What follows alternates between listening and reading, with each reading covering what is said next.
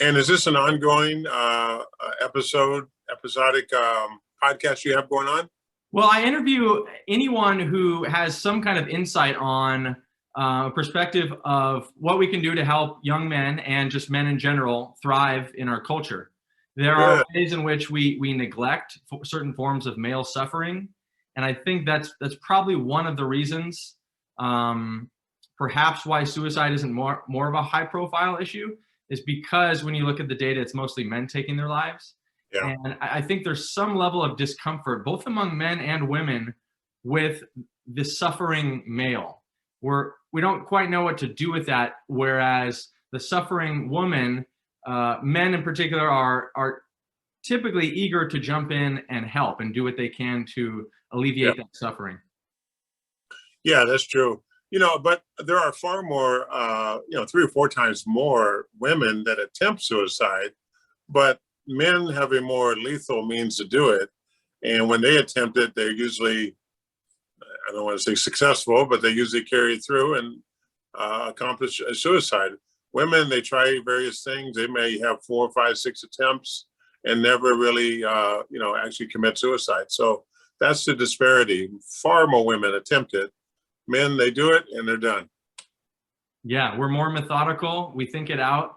We're less likely to attempt suicide like in a moment of passion or a moment when we're worked up, and instead we plan it ahead of time and we carry it out methodically. And we have much more lethal means. We have handguns, we have ropes, we have all kinds of things.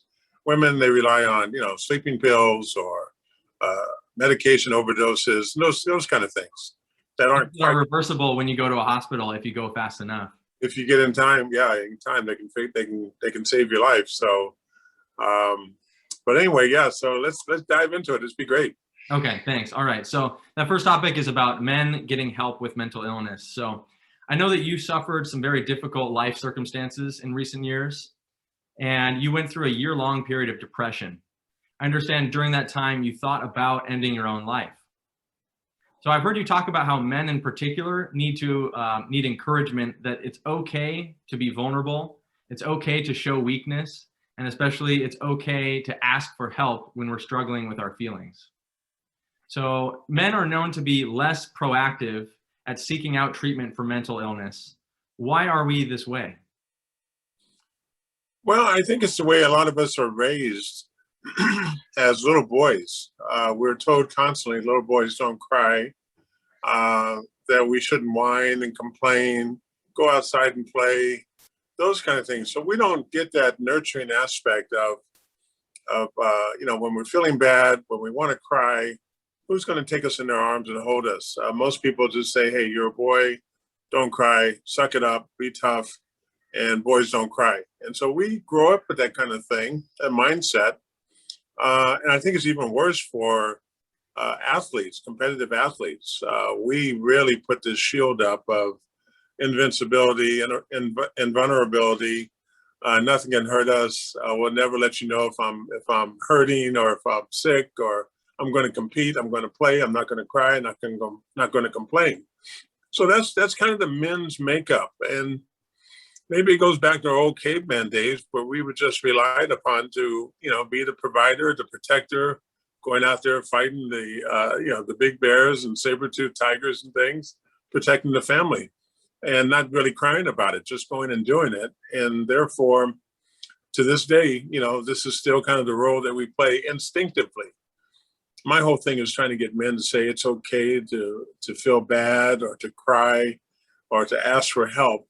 It's totally okay. And that's what I want to make some more progress on throughout, my remaining years of working in this field of mental health awareness and suicide prevention. I see. Yeah, I would imagine maybe in team sports in particular, if you're a man who's relied upon as a teammate, you might be even less prone or less willing to admit vulnerability because you don't want to let your brothers down. That's exactly right. And or if you take time off from your competitive sport, you lose your place on the team. So you have a lot to risk by showing weakness, showing fatigue, showing that you can't do the job. Military personnel is the same way. I have a a talk coming up at JBLM in September for National Suicide Prevention Month in September. And the same thing with military personnel. They, if they show and report mental challenges or illness or anything like that, they could very well lose their firearms and not be able to brandish them during their time in the military. That's a big fear for men, especially because it kind of demasculates you.